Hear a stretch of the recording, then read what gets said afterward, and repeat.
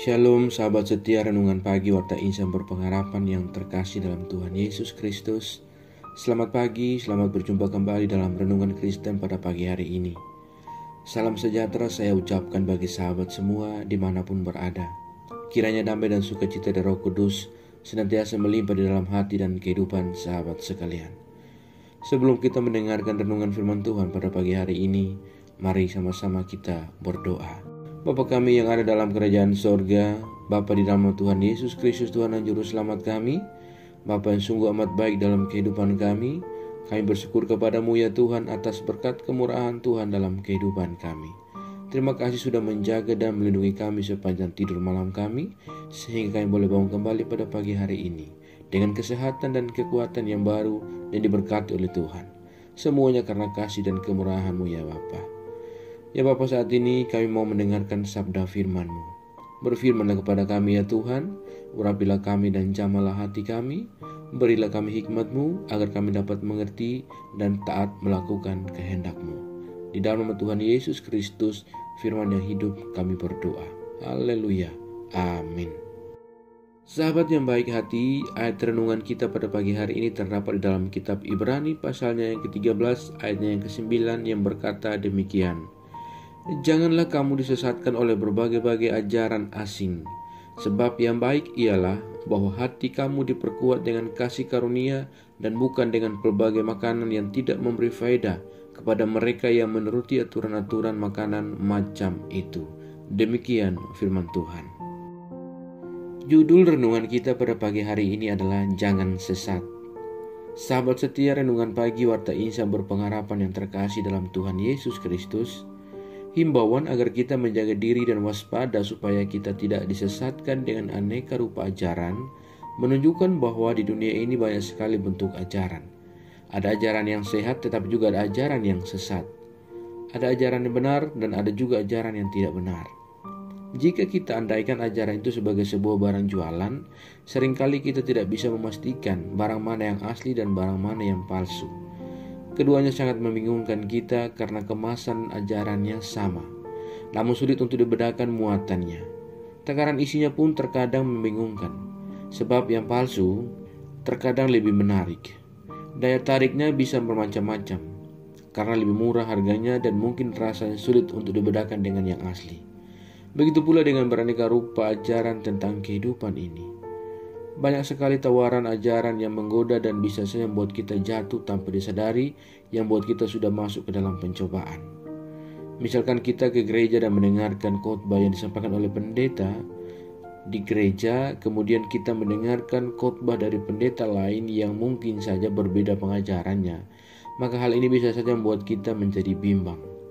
Nah, terkait dengan ajaran yang membuat kita bimbang, maka nats Alkitab menyatakan bahwa yang baik adalah hati kamu diperkuat dengan kasih karunia. Sahabatku yang baik hati, mari kita perhatikan perjalanan hidup dari seorang Rasul Paulus.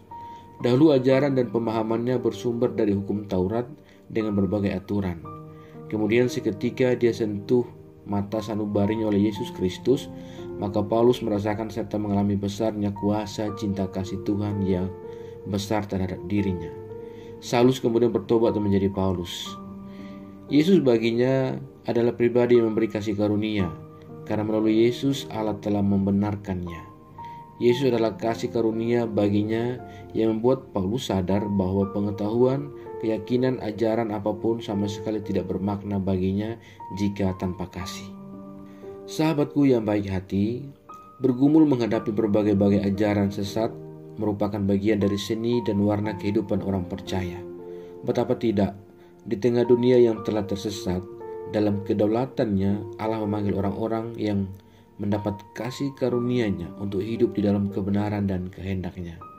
Sehingga kehidupan orang percaya, baik dalam tujuan, ajaran, dan dalam tindakan, totalitas berpusat pada Yesus Kristus.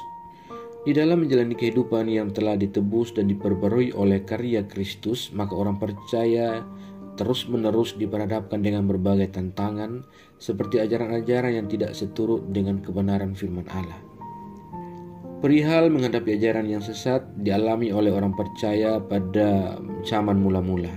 Sehingga di dalam ayat ke-9 bacaan kita saat ini, Penulis kitab Ibrani menasihatkan kepada kita semua sebagai penerima dan pembaca suratnya agar tidak tersesat dengan rupa-rupa ajaran palsu yang berkembang pada masa-masa kehidupan kita. Sahabatku yang baik hati, pada pembacaan firman Tuhan kita pada saat ini, maka kita dinasihatkan agar supaya kita tidak disesatkan dengan berbagai-bagai ajaran asing. Ajaran asing yang dimaksud dalam hal ini adalah ajaran yang tampaknya mengajarkan bahwa keselamatan tidak cukup hanya melalui atau oleh karya Yesus Kristus yang telah mengorbankan dirinya. Ajaran asing atau ajaran yang dikenal juga dengan eksternalisme mengajarkan bahwa pembenaran atau keselamatan juga didapat dari unsur lain yang harus dilakukan oleh manusia, yaitu misalkan dengan memakan makanan yang dianggap suci dan makanan yang tidak najis. Mereka mengajarkan dengan memakan makanan yang dianggap suci maka seseorang akan memiliki iman yang kuat. Hal ini tentu sangat bertentangan dengan kebenaran dan iman Kristen sejati yang bertitik tolak pada pengorbanan Yesus Kristus sebagai kasih karunia bagi kita semua orang percaya. Melalui Kristuslah kita dibenarkan dan didamaikan dengan Allah. Dan hanya oleh karena kasih karunia Yesus Kristuslah kita sebagai orang percaya diselamatkan. Oleh sebab itu, penulis Ibrani dengan tegas menegaskan bahwa hati orang percaya diperkuat oleh kasih karunia Allah, bukan oleh aturan-aturan lain seperti makanan. Dan satu hal yang penting bahwa kasih karunia Yesus Kristus yang sempurna dan kekal tidak akan pernah bisa berubah dan hanya akan merupakan dasar yang kokoh bagi iman, pembenaran, dan keselamatan kita orang-orang yang dikasihinya. Kiranya Tuhan senantiasa menolong kita dan menyertai kita, agar supaya kita senantiasa hidup menurut kehendak-Nya dan kita tidak tersesat dalam kehidupan kita di dunia ini. Amin. Mari kita berdoa. Bapa Surgawi, Bapa di dalam Tuhan Yesus Kristus, Tuhan dan Juru Selamat kami, kembali kami mengucap syukur kepadamu ya Tuhan, untuk firman-Mu yang sudah kami renungkan bersama-sama pada kesempatan ini. Firman-Mu yang kembali mengajarkan kepada kami agar bagaimana kami dapat hidup lebih peka lagi terhadap kasih karunia-Mu, agar kami tidak tersesat dengan kehidupan kami di dunia ini dalam ajaran-ajaran yang membuat kami bisa saja berpaling dari kasih-Mu ya Allah. Ya Tuhan, jangan biarkan kami jatuh ke dalam pencobaan, tetapi tolonglah kami agar kami senantiasa hidup sesuai dengan apa yang Tuhan kehendaki dalam kehidupan kami.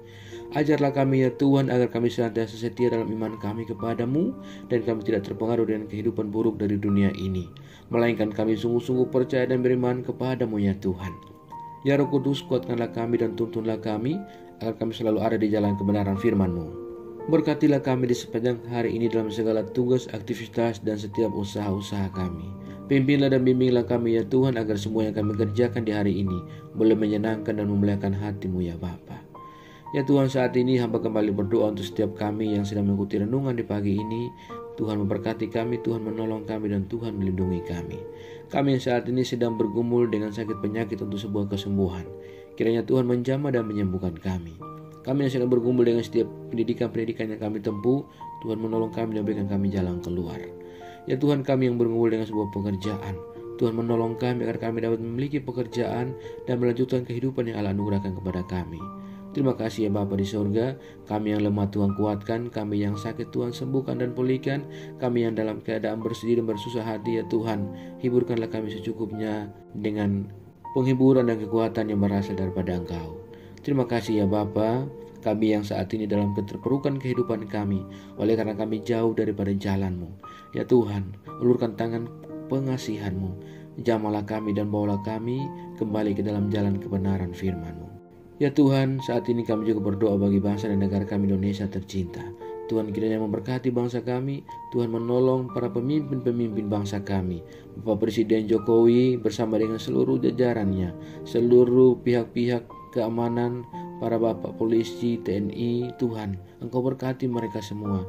Biarlah Tuhan berikan hikmat marifat kepada mereka, agar bersama dengan Tuhan, mereka senantiasa memberikan yang terbaik bagi seluruh masyarakat bangsa ini.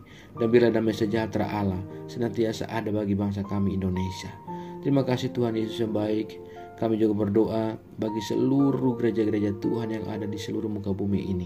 Tuhan kiranya menolong, menyertai, dan memberkati setiap pelayanan-pelayanan misi yang berlangsung bagi kemuliaan nama Tuhan. Bapa, Engkau turut bekerja di dalamnya. Terima kasih Tuhan Yesus yang baik. Segala rencana rancangan jahat yang mencoba untuk mengganggu dan menghambat pertumbuhan gereja, kami tolak semuanya dalam nama Tuhan Yesus Kristus. Biarlah Allah yang kira akan berperkara menghentikan kami melawan mereka.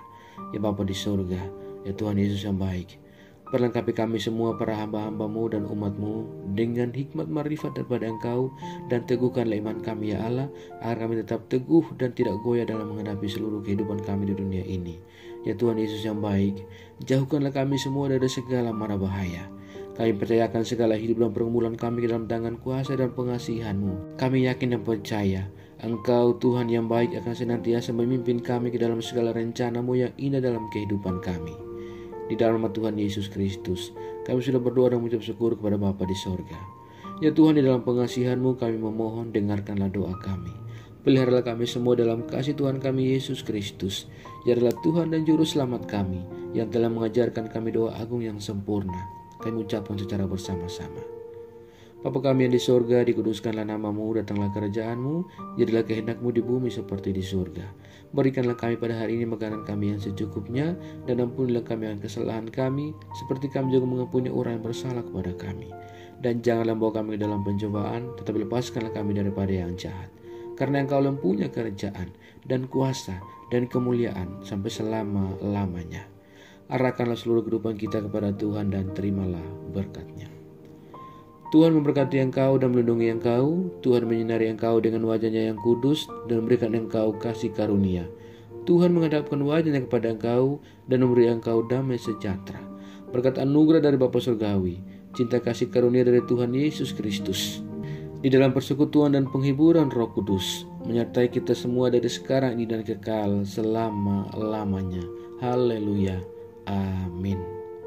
Selamat pagi dan selamat beraktivitas hari ini bagi sahabat semua.